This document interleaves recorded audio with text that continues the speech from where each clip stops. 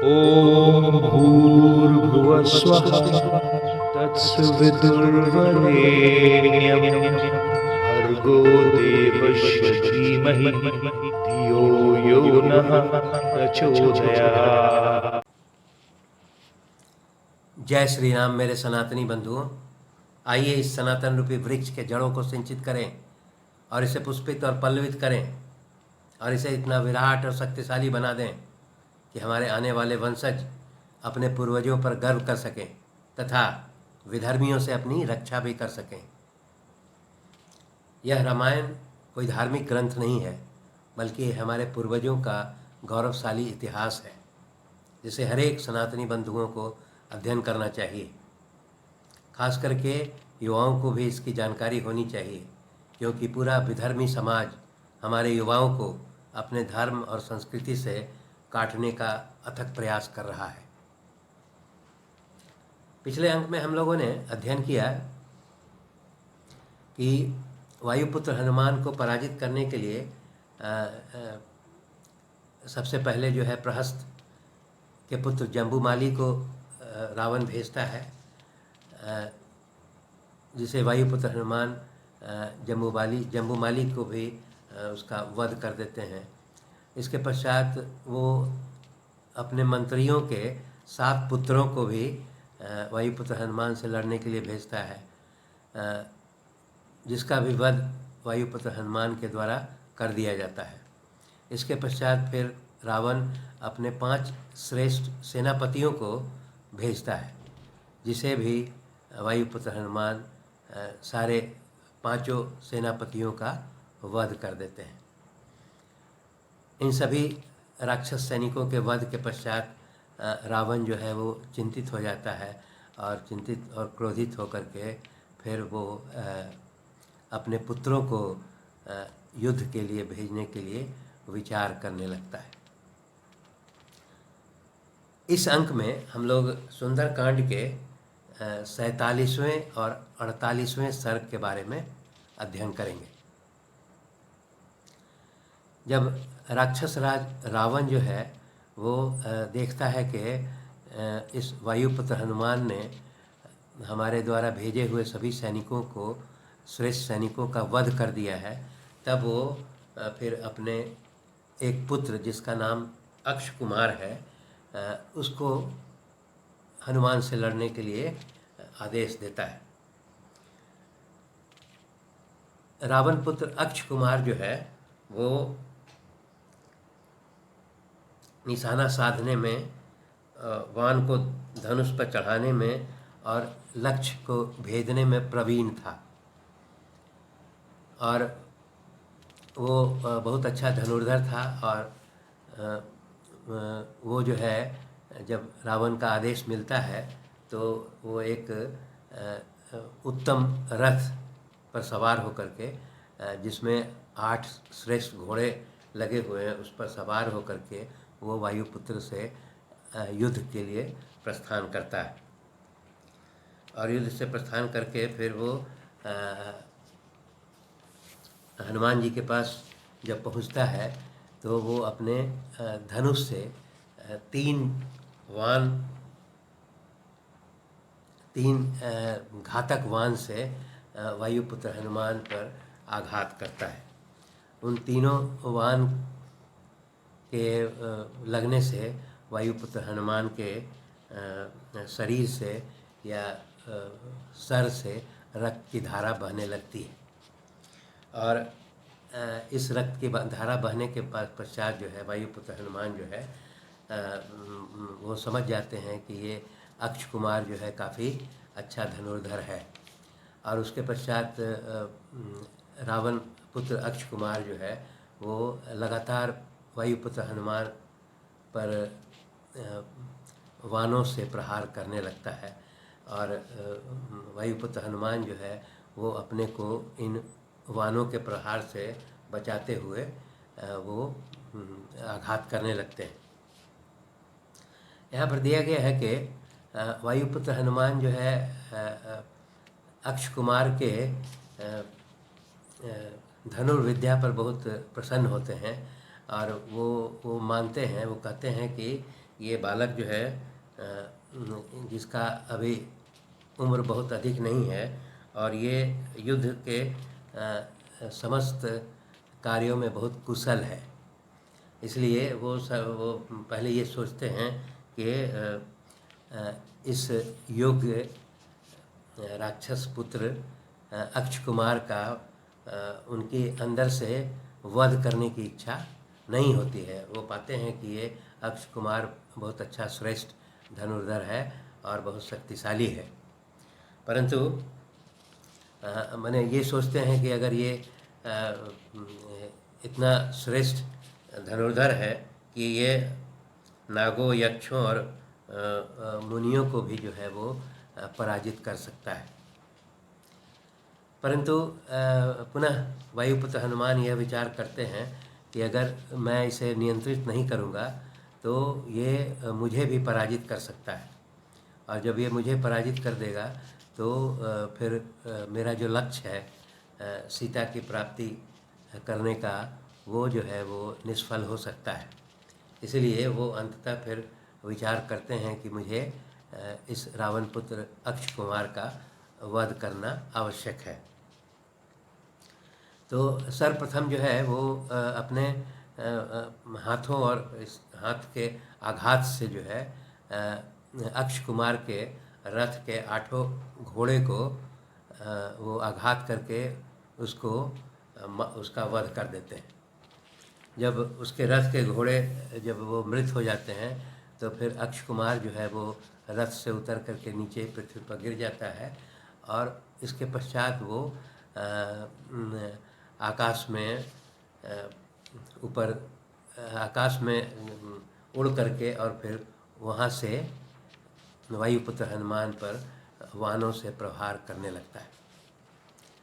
जब वायुपुत्र हनुमान जो है देखते हैं कि ये अब आकाश में उड़ करके और वाहन से प्रहार कर रहा है, तो वायुपुत्र हनुमान भी जो है वो छलांग लगा करके और फिर अक्ष कुमार को दोनों पैर से पकड़ लेते हैं, और दोनों पैर से पकड़ने के पश्चात जिस प्रकार जो है गरुड़ जो है वो सर्प को घुमाता है, उसी प्रकार वायुपुत्र हनुमान उसको पैर पकड़ के पूरे घुमाते हैं और चक्कर लगा करके फिर वो पृथ्वी पर पटक देते हैं।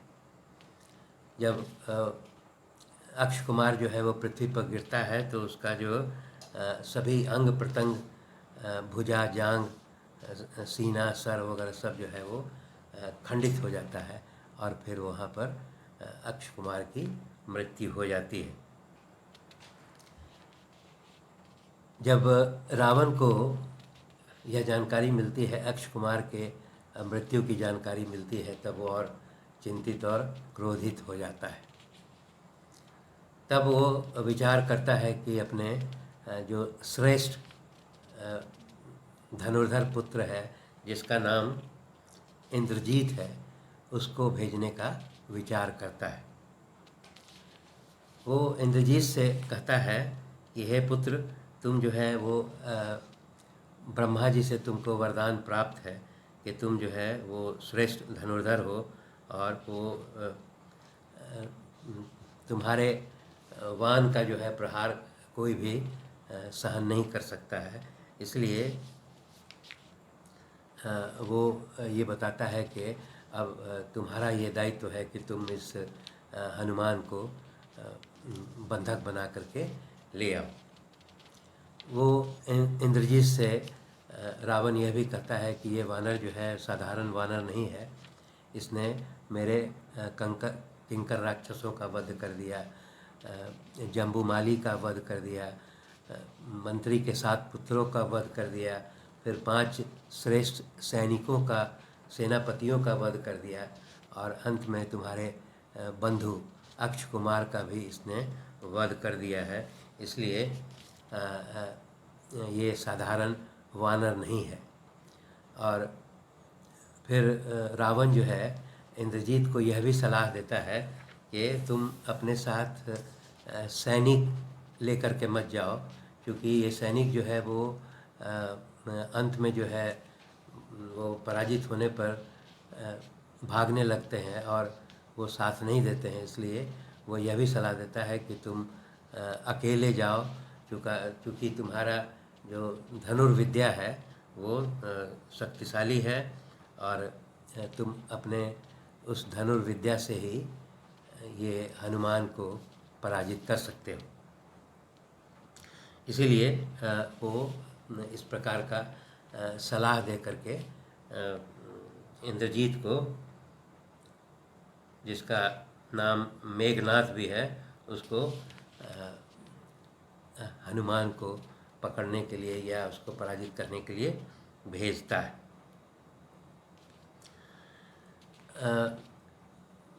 रावण पुत्र इंद्रजीत या मेघनाथ वो जो है वो एक उत्तम रथ पर सवार होता है। यहाँ पर दिखाता है कि उसका रथ जो है वो काफ़ी शक्तिशाली और मजबूत है और उसमें 4 सिंह जुते हुए हैं उसके रथ में। तो उस रथ पर सवार होकर के वो इंद्रजीत जो है वो अपने धनुष्वान को लेकर के वायुपुत्र हनुमान से युद्ध करने के लिए प्रस्थान करता है।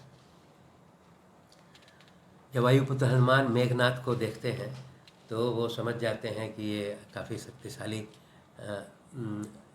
युवराज है, राक्षस का पुत्र है, इसलिए वो अपने शरीर को फिर बढ़ाने लगते हैं। और उसके पश्चात फिर जब इंद्रजीत वायुपुत्र हनुमान पर विभिन्न प्रकार के वानों से प्रहार करता है तो वायुपुत्र हनुमान जो है उसको वानों से अपने को बचाने का प्रयास करने लगते हैं। और इस प्रकार बचाने का जो प्रयास करने लगते हैं तब इंद्रजीत को ये समझ में आ जाता है कि इस वानर का वध करना जो है संभव नहीं है। इसलिए वो इंद्रजीत अपना विचार करने के पश्चात वो ये विचार करता है कि इसका जब वध करना संभव नहीं है तो क्यों नहीं इसको बंधक बना लिया जाए। और ये विचार करके फिर वो अपने धनुष पर जो है वो ब्रह्मा के द्वारा जो मंत्रोच्चारित मंत्र था वो उस पर वान लगा करके और वायुपुत्र हनुमान पर छोड़ता है। जब वो ब्रह्मास्त्र वायुपुत्र पर जो पड़ता है हनुमान पर, तो वायुपुत्र जो है वो उस ब्रह्मास्त्र से वो अपने को उस घेरा में उसमें करके फिर वो पृथ्वी पर गिर जाते हैं। यहाँ पर एक चीज़ बताया गया है कि वायुपुत्र ये सोचते हैं कि इंद्रजीत जो है वो जानता है कि इस ब्रह्मास्त्र से मुझे मुक्ति नहीं मिलेगी, इसलिए इसने ब्रह्मास्त्र का प्रयोग किया है। परंतु वह जानते हैं कि स्वयं ब्रह्मा जी के द्वारा वायुपुत्र हनुमान को यह वरदान दिया गया था कि वो इस ब्रह्मास्त्र से अपने को मुक्त कर सकते हैं। परंतु यहाँ पर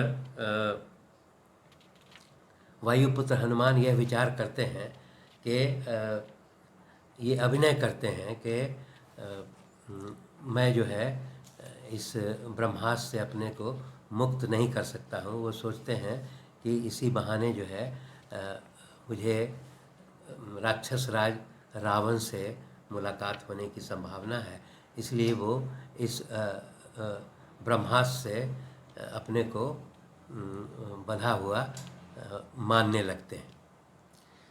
जब वायुपुत्र हनुमान जो है वो ब्रह्मास्त्र से वो नीचे पृथ्वी पर गिर जाते हैं तो सभी राक्षस मिल करके इनको और भी विभिन्न प्रकार के